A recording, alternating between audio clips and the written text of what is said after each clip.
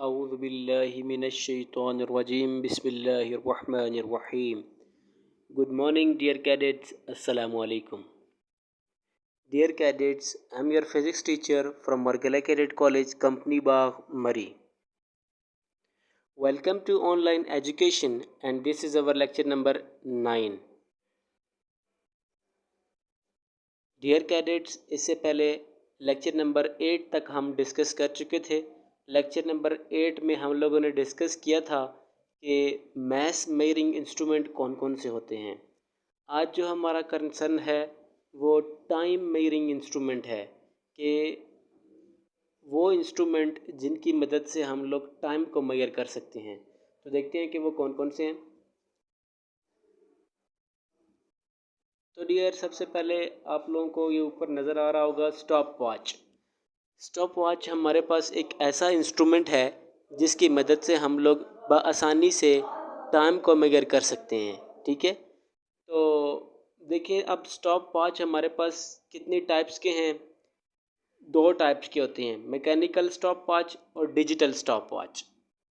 तो देखिए ऊपर मैंने आपको स्टॉप वॉच की थोड़ा सा उसमें ब्रीफिंग में देखा, तो हमने it is use to measure the time interval of an any event.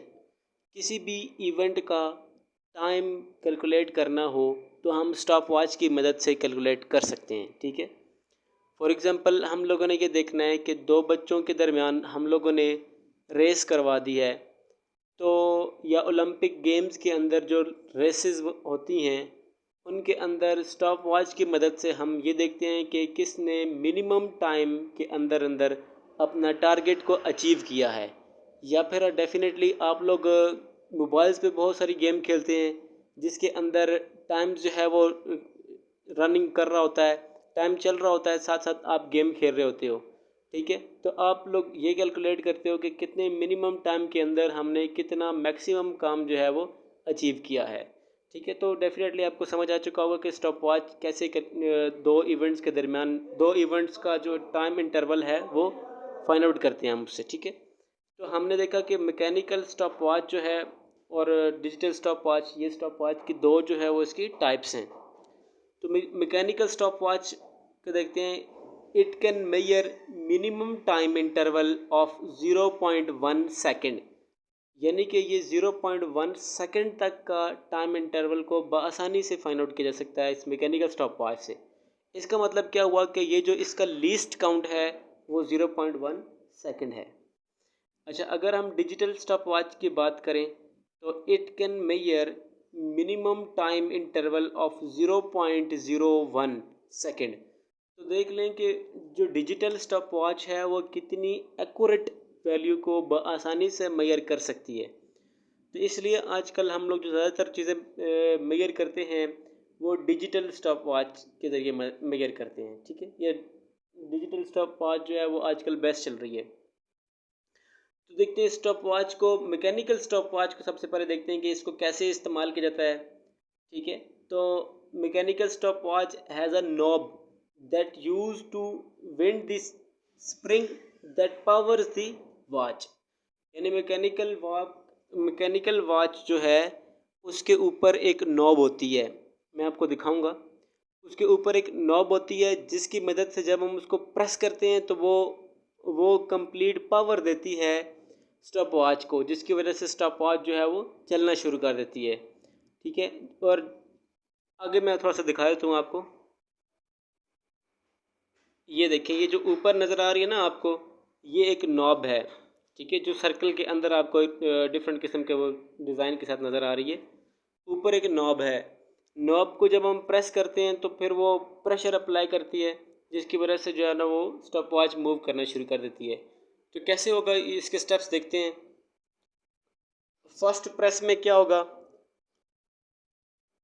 Stop watch start हो जाएगी. ठीक है, और सेकंड स्टेप में क्या होगा, स्टॉप वॉच स्टॉप कर जाएगी. जो थर्ड स्टेप होगा उसमें क्या होगा, वो रीसेट हो जाएगी, दोबारा से ज़ीरो पर आ जाएगी. चलिए हम इस प्रोसेस को देखते हैं. अभी देखिए फर्स्ट टाइम पे ये है कि मैंने अभी नॉब को प्रेस नहीं किया तो ये अपनी जो है वो ज़ीरो पोजीशन पर है. जब मैं फर्स्ट प्रेस करूँगा तो ये मूव करना शुरू कर देगी. जब ये मूव कर रही होगी तो मैं सेकंड प्रेस करूँगा तो ये स्टॉप कर जाएगी. स्टॉप करने के बाद हम देख लेंगे कि ज़ीरो से ये कितने टाइम तक इसका टाइम कैलकुलेट हम आसानी से कर लेंगे। फिर उसके बाद अगर हमें इसको स्टॉप करना है, स्टॉप तो कर लिया, सेकंड प्रेस किया तो ये स्टॉप हो गई है उस पॉइंट पर। अब उसके बाद अगर मुझे दोबारा से किसी पर्सन का टाइम कैलकुलेट करना है तो फिर से मुझे स्टॉप वॉच को स्टार्ट करना पड़ेगा, लेकिन उस स्टार्ट से पहले पहले मैं इसको रीसेट करूँगा। जो थर्ड प्रेस होगा उसके ऊपर दोबारा से ये ज़ीरो पोजीशन पर आ जाएगी और फिर अगेन से इसको स्टार्ट कर लिया जाएगा। ठीक है, तो ये था एक मैकेनिकल स्टॉप वॉच का कि किस तरह से ये वर्क करती है।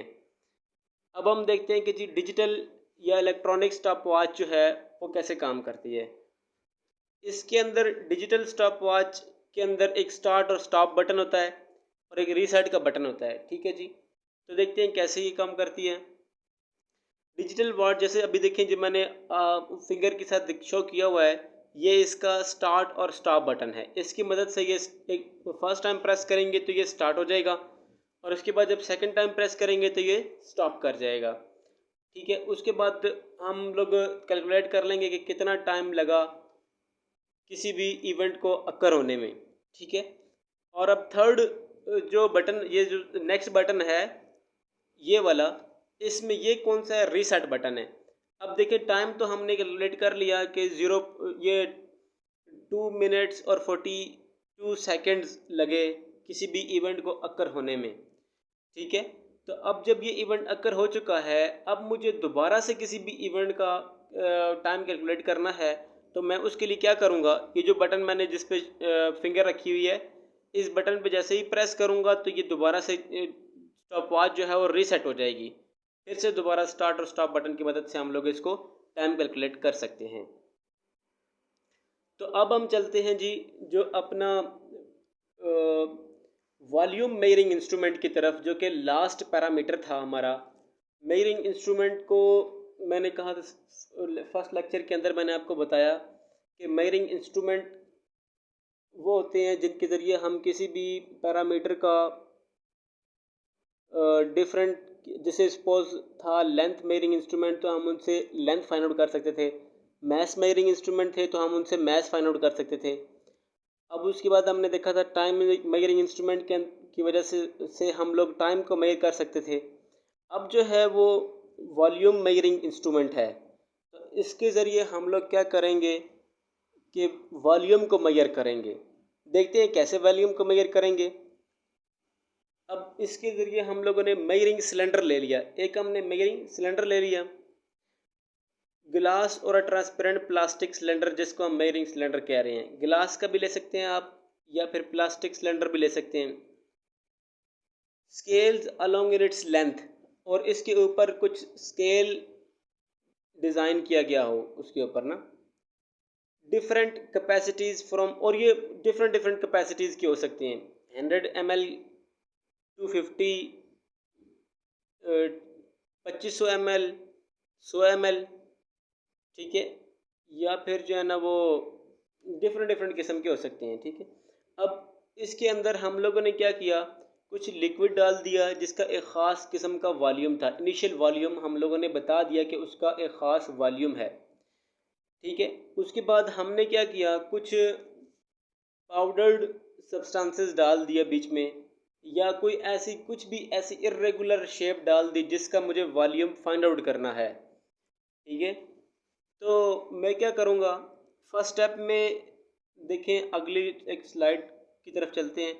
ये हमने एक सिलेंडर लिया था जिसके ऊपर ये स्केल भी डिज़ाइन किया गया है और इसके अंदर एक लिक्विड भी ले लिया गया है। ठीक है, अब यहाँ पर 3 पोजीशंस बता दी गई हैं, जैसे कि सर्कल के अंदर डॉट बना हुआ है, तो जो ऊपर वाली ये एंगल ऑफ मेनिस्कस, यानी किस एंगल से हम लोग देखें तो वॉल्यूम जो है वो बेहतरीन नज़र आएगा, जिसमें एक्यूरेसी ज़्यादा होगी, तो वो इसको एंगल ऑफ मेनिस्कस कहते हैं। यानी कि ये जो दरमियान वाला एंगल है ना, इस एंगल के साथ हम देखेंगे तो हमें जो है ना वो चीज़ एक्यूरेट दिखाई देगी।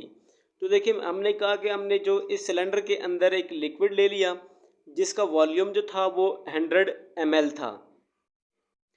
उसके बाद हमने क्या किया कि इसके अंदर एक पत्थर डाल दिया जिसका वॉल्यूम जो है वो हमने कैलकुलेट करना है। तो जब मैंने इसके अंदर पत्थर डाला तो डेफिनेटली अब इसका लिक्विड थोड़ा सा ऊपर आ जाएगा। तो जितना लिक्विड ऊपर आएगा हम लोग वो कैलकुलेट कर लेंगे कि कितना लिक्विड ऊपर आया है। जितना लिक्विड ऊपर आएगा वही उस इर्रेगुलर शेप ऑब्जेक्ट की का वॉल्यूम होगा। ठीक है, जैसे फॉर एग्जांपल हमने इनिशियल वॉल्यूम क्या था, वी आई 100 ml था। उसके बाद जो हम लोगों ने फाइनल वॉल्यूम यानी पत्थर डालने के बाद या फिर इर्रेगुलर कोई भी ऑब्जेक्ट डालने के बाद जो वॉल्यूम बन चुका है वो 120 ml बन चुका है। तो जब हम फाइनल वॉल्यूम में से इनिशियल वॉल्यूम को सब्ट्रैक्ट करेंगे तो मेरे पास जो वॉल्यूम बनेगा वो हमारा उस ऑब्जेक्ट का आएगा वॉल्यूम जिसका हम कैलकुलेट करना चाह रहे हैं। तो वी फाइनल जो हमारे पास बन चुका है वो देखें, वो वी बी माइनस वी आई या V F minus V F इसको कंसिडर कर लो, वी एफ माइनस वी आई। तो वी एफ हमारे पास कितना था 120, वी आई हमारे पास कितना था 100, 120 माइनस 100 तो मेरे पास कितना बन जाएगा 20 ml। यानी जो वॉल्यूम आया है किसी भी सॉलिड ऑब्जेक्ट का, ये जो लेफ्ट साइड पे लिखा हुआ है ना वी एस लिखा हुआ है, किसी भी सॉलिड का यानी इर्रेगुलर ऑब्जेक्ट का वॉल्यूम हमें फाइंड कैलकुलेट करना है तो वो कितना आ जाएगा 20 ml। तो इस तरीके से हम लोग वॉल्यूम को आसानी से कैलकुलेट कर सकते हैं मेजरिंग सिलेंडर की मदद से। This is all about today's lecture. All of you are directed to revise this topic by listening this lecture again and again. Also rewrite it on your notebooks. Thank you. Allah Hafiz.